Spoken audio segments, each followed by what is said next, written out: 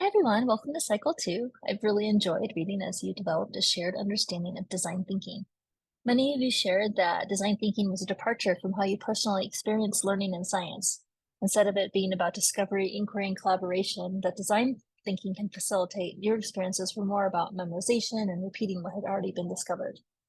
Design thinking is a framework that offers us a different way to approach not just science, but all subjects in an interdisciplinary manner, where all voices, skills, and ideas are welcome. I offer you this framework as another lens in which you can view children's work. There are many ways to interact with this framework. As Julia reflected, the design thinking framework supports us in making sure we can deepen our thoughts about the problems we want to solve with children.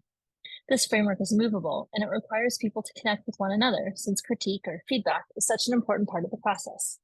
The possibility of having an idea, representing it, prototyping it, and testing it are amazing. The possibility of attempting solving problems and being in touch with different tools and materials are also helpful to expand the ways children and teachers interact with the design thinking mindset. When you are creating something new and planning with this lens in mind, it's critical that you remain open to feedback and revision. This is what makes it such a powerful framework to engage in. What will guide you to the next phase within design thinking is truly listening and engaging with the children that you are working with. Often you will find that there is a missing piece of information or a perspective that you forgot to include that will necessitate revisiting empathy.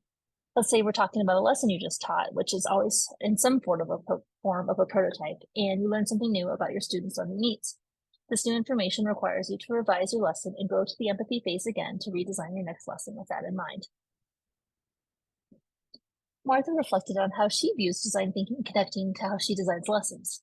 Design thinking, when applied in the field of early childhood education, is directly related to the processes we include when designing lessons, when listing intentions.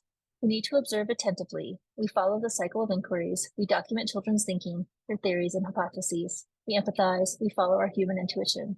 In Natasha's words, then we define, we ideate, we create prototypes, many iterations if needed. We test and we start the process of observation attentively again. How do we ensure that as we are gathering and feeling this empathy for who our students are, that we are not inadvertently discouraging them from something that they might be struggling with, but rather that we are teaching them that they have the capacity to work through hard things, that they can learn the necessary skills and strategies? Whether we are aware of it or not, we hold power as teachers and as adults in general, as we interact with students of any age. Our mindsets around learning, how we think about things, growth versus fixed mindset, things that we tell ourselves, such as I am a mathematician or I don't do science, influences our interactions and guidance with students. Lisa shares that we are in school to practice and grow. So it is up to us to create environments and communities where children can feel safe to make mistakes and learn from them, and where we as their teachers help them identify these strategies to make that growth, not to judge them based solely on one test or to comfort them into complacency of it's okay not to know how to do this because you're good at other things. How many of your current skills that you consider yourself to be good at require practice, guidance, and a fair amount of failure? Where did your motivation for improvement come from? And how can we facilitate that feeling in our students?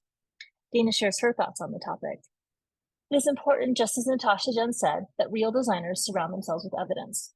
We can do this in the classroom by surrounding the children with documentation of themselves, giving them a glimpse into their hard work and the experiences they've had.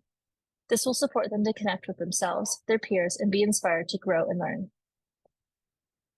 Ayana shared, empathy allows the creator to validate the feelings of their co-creator without using the entity theory mindset.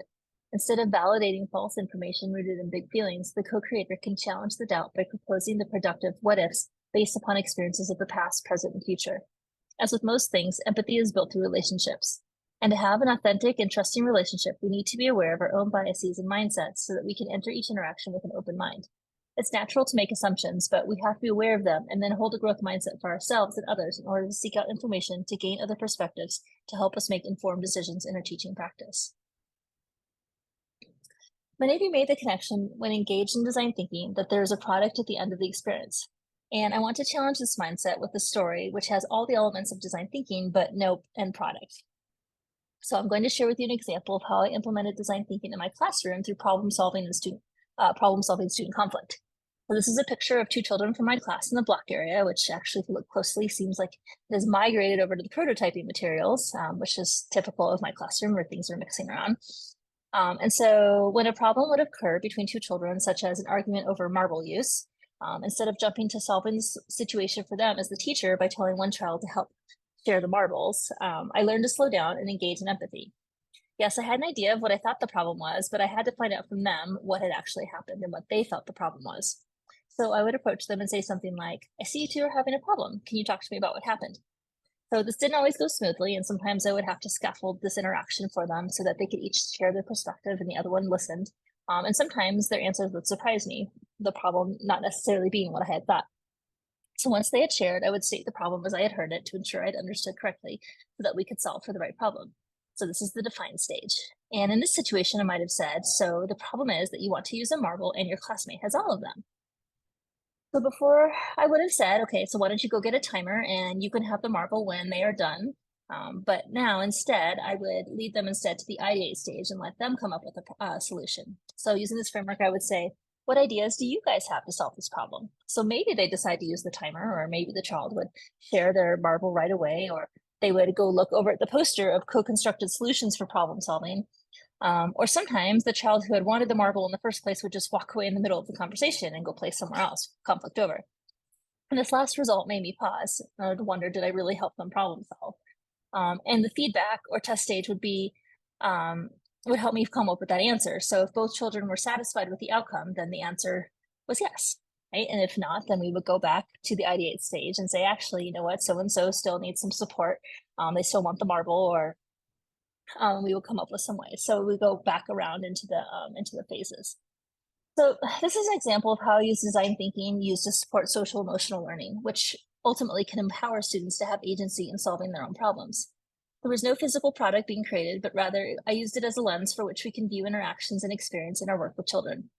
As you enter into this week looking into design thinking in your own context, consider all the ways design thinking can emerge, and I wonder if it'll surprise you. Okay, I'm going to talk now about our upcoming assignments for the week, and you're going to notice a change in my background as I recorded all of this earlier today from downtown Denver, just next to the CU campus, while my son was off enjoying the fan expo at the convention center. And as I was editing this video to post, I noticed that I needed to redo this original part that I just shared for various reasons. So enjoy the beautiful flags for Pride on Larimer Street. So the first thing that's due on Monday is the hands-on experience and reflection. So in this one, you're going to engage in an interview with either a peer from this class or someone in your life. It could be a student, it could be a neighbor, it could be family member, really anyone. And let me just kind of show you what this looks like here. So here's the pieces that you're going to need to turn in. So as you go through the process, make sure and write down all the prompts, so your answers to the prompts, because that's going to be something that you're going to turn in, and then also the connection to the to the weekly readings, your goal, question for the thought, and then please go through these questions. So here's something I want to warn you about is that this one, it's an hour, right, which is a long time, but actually it's going to feel really, really quick. And I want to tell you that it is quick for a reason. Design thinking can sometimes be a bit comfortable if you're not used to it, and we get kind of stuck in our ideas and we want them to be just the most perfect thing, or it just kind of, sometimes we get stuck. So it pushes you through really fast just to help you move through it. And so try and stick to the timeline. And so you're going to interview, right, for 4 minutes per person, but you can actually learn a lot about someone in 4 minutes. So here's some questions that you'll ask and then some alternate ways to do that. And then I want you to notice right here, there's a place that you can actually capture your thinking if you would like to use it. And so for me, I am not actually very naturally organized or write very neatly. So I would love something like this, just going to help me through the steps, nice and concise. But this also might just be really unattractive to you. So feel free to document in another way. Okay, have fun. And then I guess the other piece I want to say to you is, please do not get stuck in creating something that actually works. It's really just about the idea. Do not buy any materials, just use stuff from home. It's really just about the process and building empathy and designing something that your partner will find useful, right? So at the end, you're going to show it to them and you're going to get some feedback, and then you'll know, right? And then you'll have this idea of where you go next. So that could be the other tricky part, right? Is that we want it to be this perfect, but it's a prototype. So really don't get super attached to it because you're going to want feedback and you're going to want to change it. So that's the whole point. Okay, it's going to be fun, I promise. Okay, so then the next thing is where you find it in your daily life. And so some of these questions last week were a little, or in the last cycle, were confusing because it asked you to compare the current framework to the previous ones, but that was our first framework, so why was it there?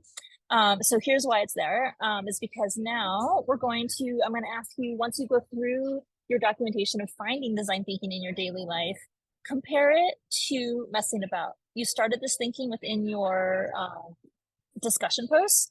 And so now dig a little bit deeper. Now that you've engaged in hands-on and you've seen it in your life, where do you see the similarities? And how does looking at this lens change how you interpret the experience, right? So what if you were to interpret it through the messing about lens? Would you see it in a different way?